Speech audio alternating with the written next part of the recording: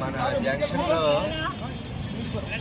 ఈ road వైడనింగ్లో black పొగ, తర్వాత మనకి ఈ గ్యాస్ పైప్ లైన్స్, తర్వాత కేబుల్ పైప్ లైన్స్ కోసం ఎవరు విభాగంలో వాళ్ళు వచ్చి గోతులు తవ్వి ఆ పైపులు ఆ టెస్టింగ్ పీరియడ్ అనేసి ఒక వారం రోజులు వదిలేసి అవి మళ్ళీ పైపులు వేయడానికి చాన్నాలు పెట్టడం, దాని గురించి మట్టి కప్పకపోవడం వల్ల రకరకాల యాక్సిడెంట్లు జరుగుతున్నాయి.